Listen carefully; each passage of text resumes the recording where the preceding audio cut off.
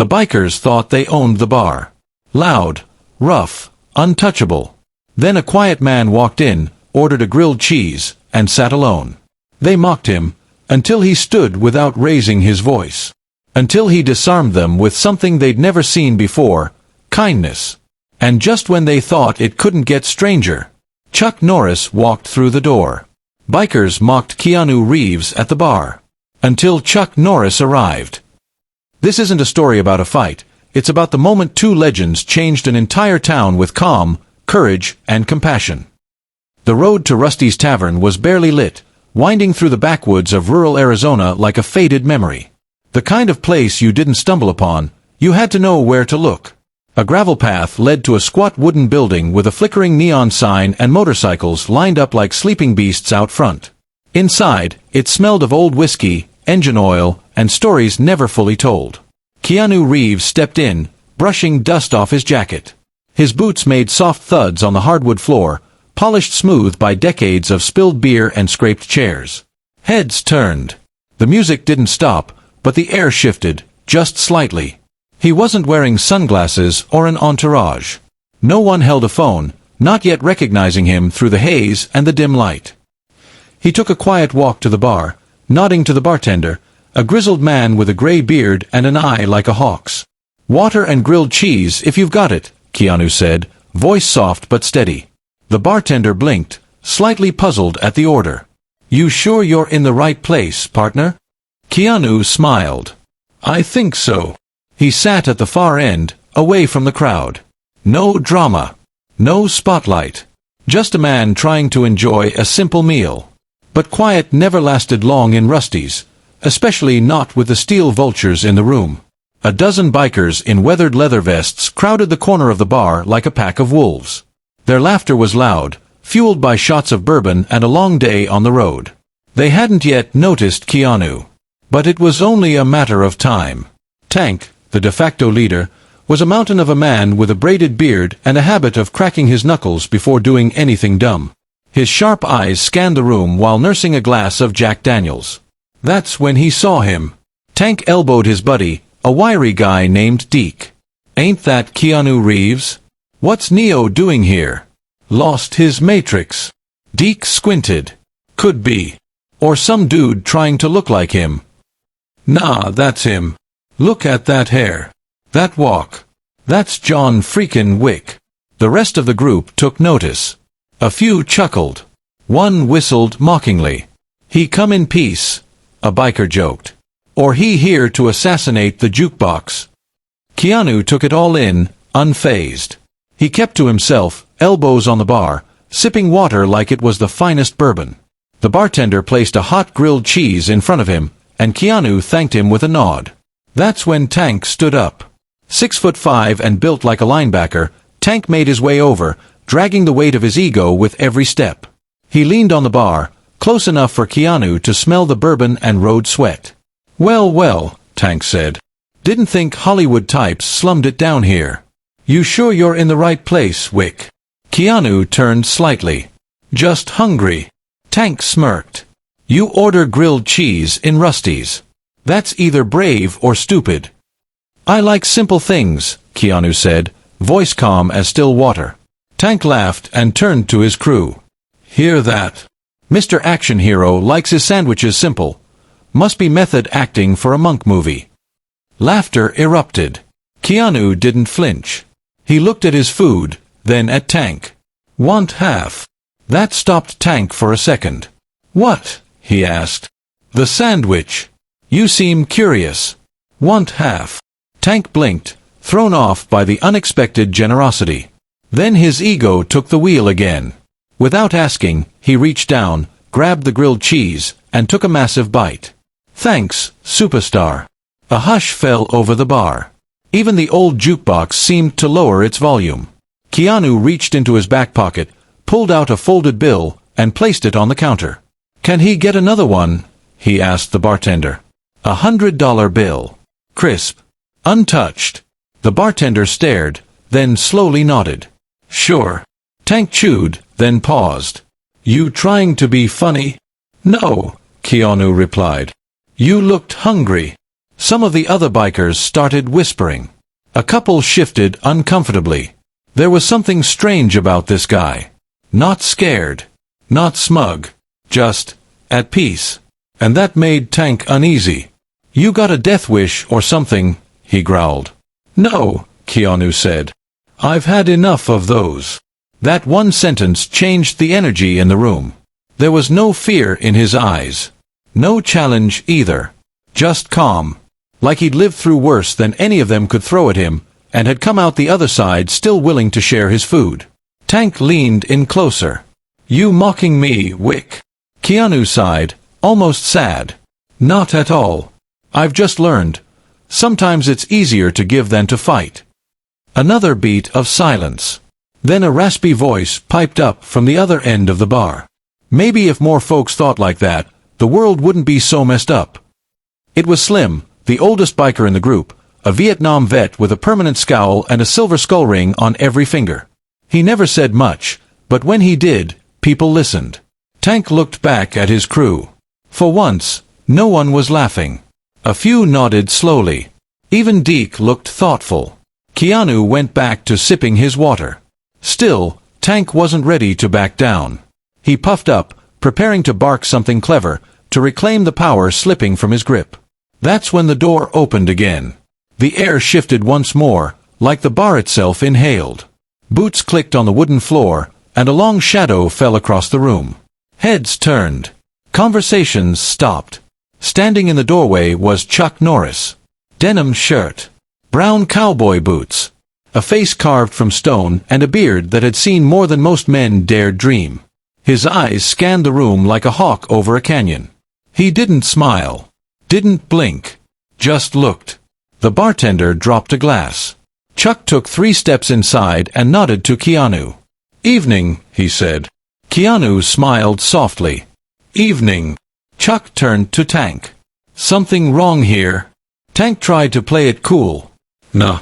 Just chatting with the movie star." Chuck walked slowly to the bar, every eye following. "He bothering you?" he asked Keanu. "No," Keanu said. "Just hungry." Chuck turned to the bartender. "Coffee, black."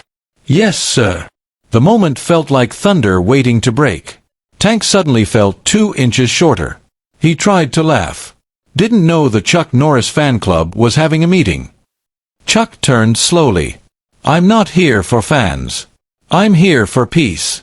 You understand peace, son?" The way he said son carried more weight than most men's threats. Tank swallowed hard. "Yeah, sure." Chuck gave a nod, then sat beside Keanu. The bartender handed him the coffee. Chuck didn't sip. He just sat.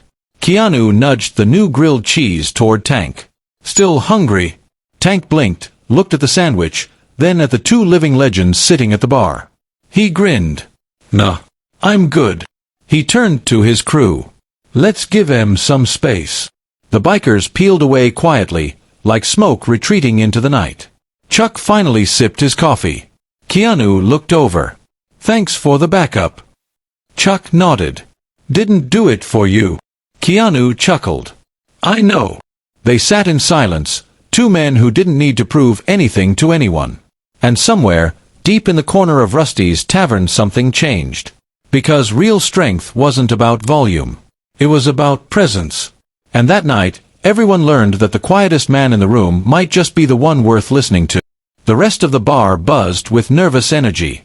The steel vultures had returned to their corner, quieter now, stealing occasional glances at the bar where 2 legends sat, one sipping black coffee, the other calmly finishing what was left of his second grilled cheese.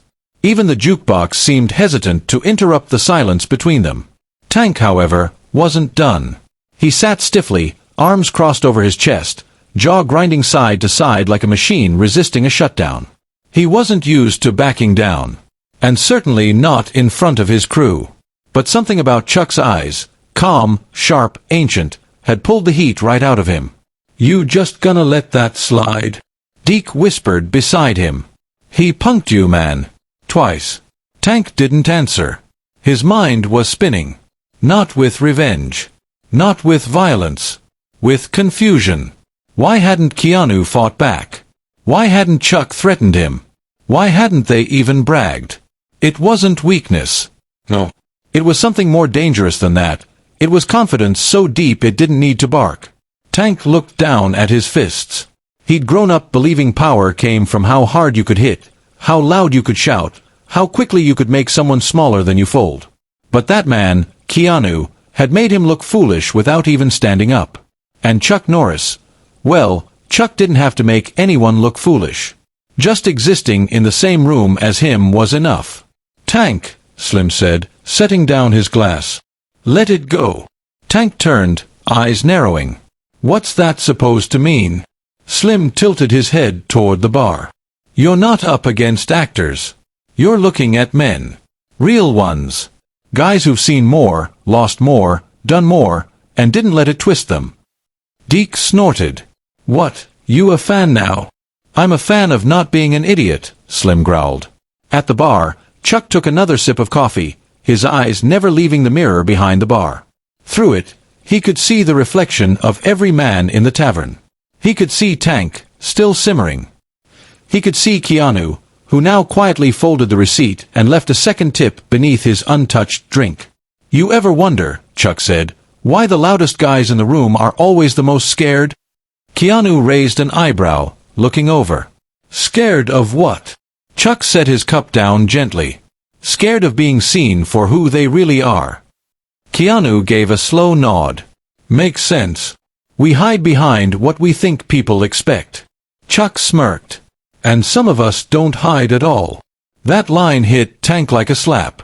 He stood up again, not angry, but not settled either. This time, he didn't march toward them. He walked slowly, dragging a barstool with one hand. He stopped 2 feet from Keanu and Chuck and set it down, not to intimidate, but to sit. Everyone in the bar held their breath. I ain't used to people not backing down, Tank said, voice gruff but level. Not without throwing a punch. Keanu looked at him, still calm. Most fights aren't worth it. You think you're better than me? No, Keanu said. I think we're all fighting things nobody else can see. Chuck nodded slowly beside him. Pain don't always come with bruises. Tank blinked. Something shifted behind his eyes.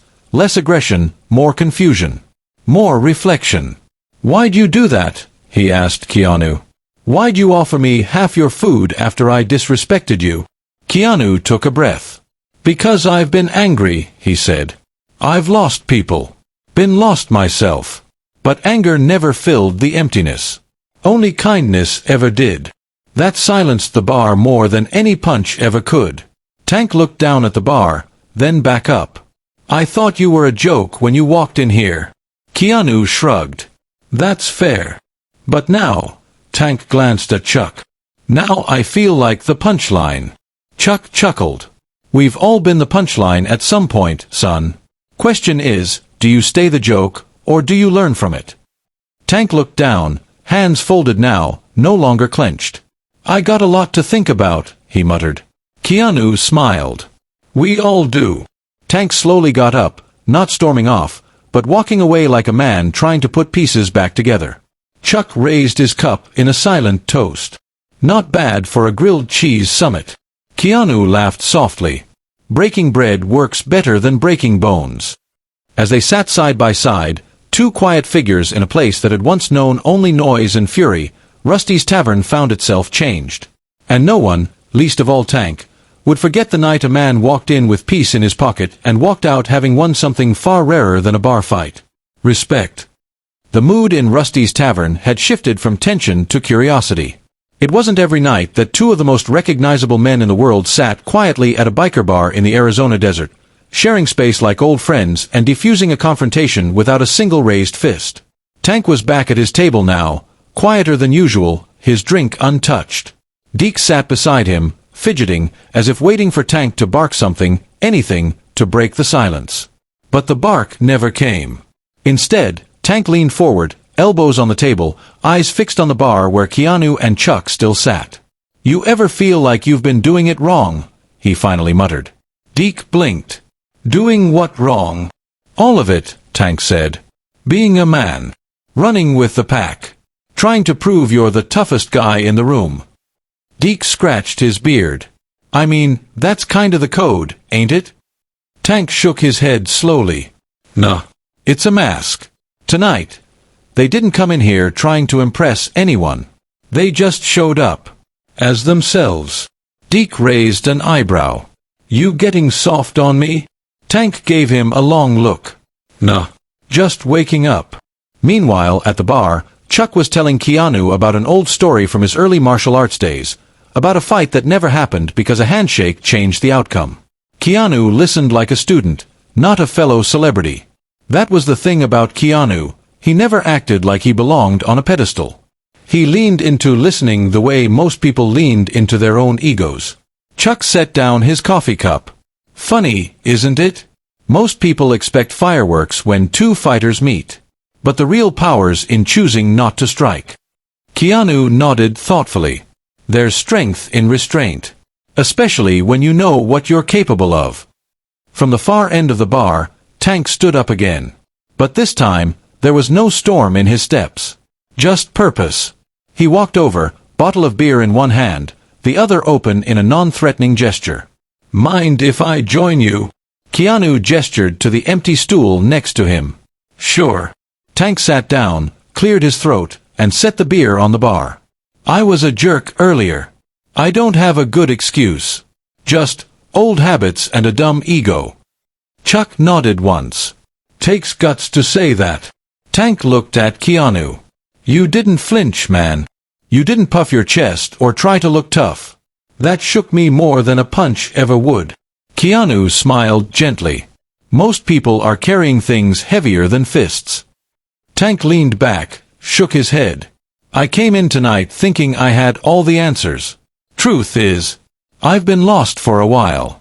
Leading this crew, pretending I got it all figured out. But I'm tired of pretending. Keanu raised his glass of water. To honesty, then. Chuck followed suit with his coffee. To new beginnings. Tank tapped his beer bottle against their drinks. To not being a jackass anymore. They all chuckled. Just then, the bartender came over, looking more relaxed than he had all night. You three want another round? Keanu looked at Chuck. Chuck nodded. Make it another coffee and a grilled cheese, Keanu said. Tank laughed. You serious? You really like those that much? Keanu grinned. It's not about the food. It's about what it means. Tank tilted his head. And what's that? That even in a place full of chaos, Keanu said, you can still choose something simple. Something kind. Something good. Tank stared at the sandwich when it came. Then he looked at Keanu. You ever think about doing speeches or something? Keanu chuckled. No. I just eat sandwiches. Chuck added, but people listen when what you do matches what you say. The three sat there for a while, talking about everything and nothing. Motorcycles, movies, martial arts, road trips. No bodyguards. No cameras. Just men, stripped of pretense, finding common ground over bread, coffee, and a bit of humility.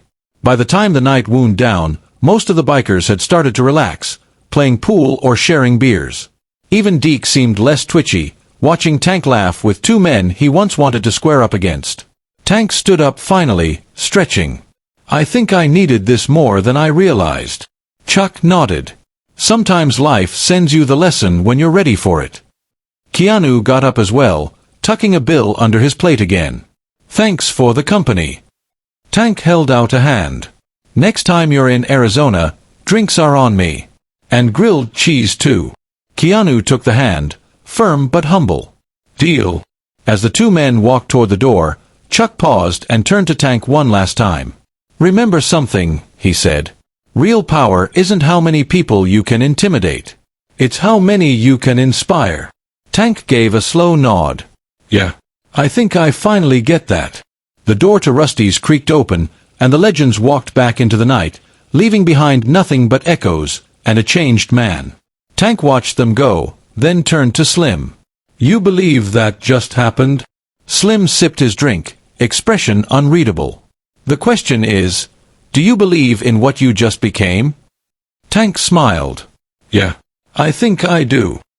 A week later, the sun dipped low over the Arizona desert, casting golden light across the cracked pavement outside Rusty's tavern. Inside, the place was quieter than usual. Not somber, just different. Something had shifted. Gone were the loud, chest-thumping challenges. The pool table no longer hosted arguments. The jukebox played softer blues instead of gritty rock. And in the far corner, where the steel vultures usually claimed their turf, Tank sat with Slim and Deke, not scheming, not posturing, but talking like regular folks. There was no brawl that night. No angry posturing.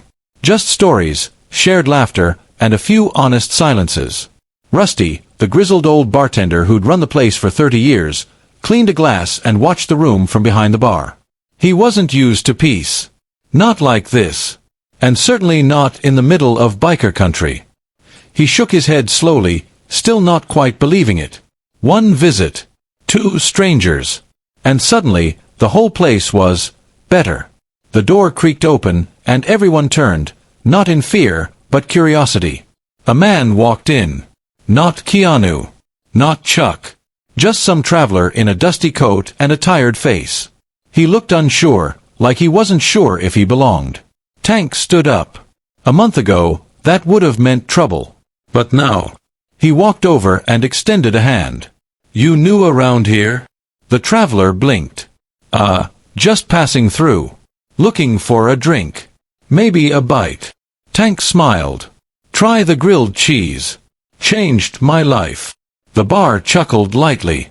The man took the hand, visibly relaxing. Name's Eli. Tank, he said. Welcome to Rusty's. As Eli took a seat and ordered, Rusty leaned over the bar and muttered to Slim, Never thought I'd see the day Tank played host. Slim grinned. You missed the night it all changed. Rusty nodded slowly. I heard. Still can't wrap my head around it. It wasn't a fight, Slim said. It was kindness. That's what knocked him out. Rusty glanced up at the shelf above the bar where he'd placed something earlier that week, a simple note scribbled on a napkin, framed in a cheap plastic case. He'd found it under an empty plate with a tip that could have paid for the whole kitchen staff's week. The napkin read, Kindness is not weakness. Sometimes, it's the only real strength. K.A. Rusty didn't need the initials explained. No one did. Chuck and Keanu had only been there for one evening. But their presence lingered like the echo of a bell, deep, resonant, unforgettable. Back at the table, Tank told a story, one that didn't involve fists or intimidation, but a day he helped a stranded family on the side of the road earlier that week. No one mocked him. No one laughed. They just listened. Because now they saw him differently. Because now he saw himself differently. Slim raised a glass. To the night the bar grew up. Everyone clinked their drinks. Rusty wiped down the counter and looked out the dusty window, half expecting to see a motorcycle or a quiet man in black walking away down the road. They weren't there. But their legacy was. Kindness had come to Rusty's Tavern, not in the form of sermons or lectures, but through action, patience, and silent strength. It walked in quietly, stood its ground, and left behind something stronger than fear. Respect. If this story moved you, if it reminded you that true strength lies in kindness, not intimidation, then don't just watch. Be the reason someone believes in decency again. Like this video if you believe quiet leadership speaks louder than fists. Subscribe for more true and inspiring stories that prove goodness still exists. Hit the bell so you never miss a reminder that compassion can change everything. Kindness is contagious. Pass it on.